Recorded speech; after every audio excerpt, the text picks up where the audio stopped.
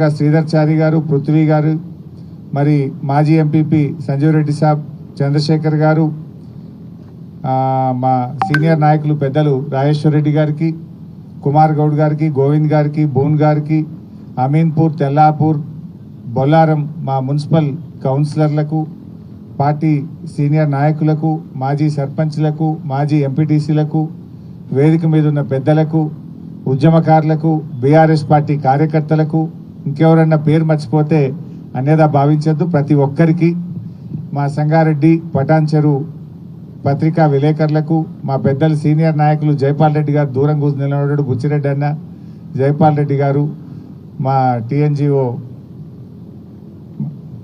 మాజీ రాజన్న, అందరికీ వేదిక మీద ఉన్న పెద్దలకు పేరు పేరున నమస్కారం. మా రుద్రారం స్థానిక సర్పంచ్ సుధీర్ గారు మంచి స్వాగతం చెప్పిండు. సుధీర్ గారికి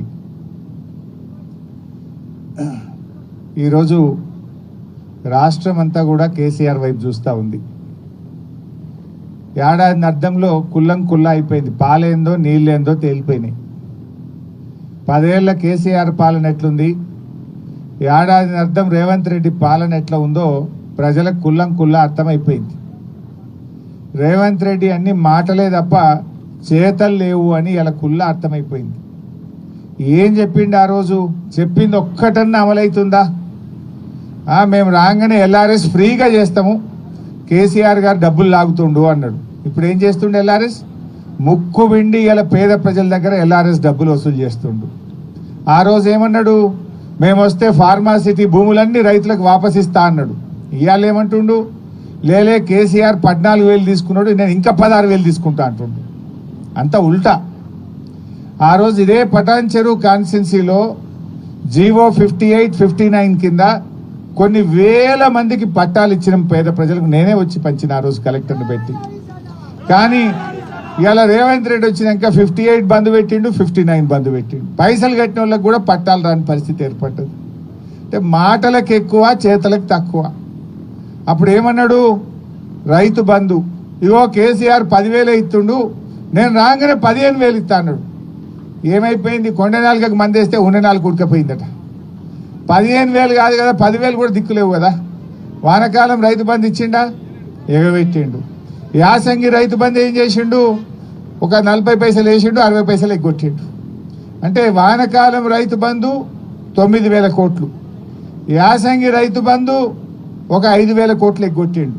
రెండు కలిపితే ఎంత? 9, 14,000 కోట్లు రైతు బంధు కింద కేసీఆర్ ఇచ్చే పైసలు రేవంత్ రెడ్డి వచ్చినాక బంద్ అయినాయి. ఏం మాట్లాడుతుండు? రుణమాఫీ చేసిన అంటాడు. చేసిండా? రుణమాఫీ అసలు ఇవ్వాల్సింది 49,000 కోట్లు, అసెంబ్లీలో చెప్పింది 31,000 కోట్లు ఇస్తా అన్నాడు. ఇచ్చింది ఎంత అంటే 16-17,000 కోట్లు ఇచ్చిండు. ఆ ఇచ్చిన 16-17 ఎక్కడి? ఈడ రైతు బంధు కోసిండు, గడ రుణమాఫీలు వేసిండు. అంతే తప్ప కొత్తగా ఇచ్చింది ఏం లేదు. నువ్వు వానకాలం యాసంగి కలిపితే ఎగ్గొట్టిన రైతు బంధు పైసలు 13-14,000 కోట్లు ఎగ్గొట్టినావు. గా 13-14 తెచ్చి గీడ రుణమాఫీ చేసినా అని మాట్లాడుతున్నావు. మొన్న అసెంబ్లీలో అడిగిన రేవంత్ రెడ్డి, నీ కొడంగల్ ఏ ఊరికి చెప్తావో చెప్పు పోదాం. బట్టి విక్రమార్క నీ మధురలో ఏ ఊరు చెప్తావో పోదాం. లేదంటే మా పటాన్ చెరువుకి వస్తావా, మా సిద్దిపేటకు వస్తావా రా. ఏ ఊర్లోనన్నా 100% రుణమాఫీ అయిందంటే నేను అక్కడనే ముక్కు నేలకు రాస్తా, నువ్వు రాస్తావా అని అడిగిన. సప్పుడు లేదు, ముఖం కిందికేసిరు, తలకాయ కిందికేసిరు తప్ప మాట్లాడతలేదు. అంటే ఇలా రుణమాఫీ ఆటానమందం కూడా కాలే, రైతు బంధు రాలే, 4,000 పింఛన్ రాలే, అక్క చెల్లెళ్లకు మహాలక్ష్మి రాలే. అన్ని మాటలు చెప్పిండు తప్ప ఏమి కూడా చేయలే. కానీ అదే కేసీఆర్ గారు ఎలక్షన్లలో ఓట్లల్లో చెప్పకపోయినా 13 లక్షల పేదింటి ఆడపిల్లల పెళ్లిలకు కళ్యాణ లక్ష్మి కింద 1,00,000 రూపాయలు ఇచ్చిండు కేసీఆర్. ఈయనేమన్నాడు? తులం బంగారం కలుపుతా అన్నాడు. తులమేమో కానీ ఆ కళ్యాణ లక్ష్మి చెక్కు కూడా పిల్లలు ఉంటుందాకా వస్తలేదు.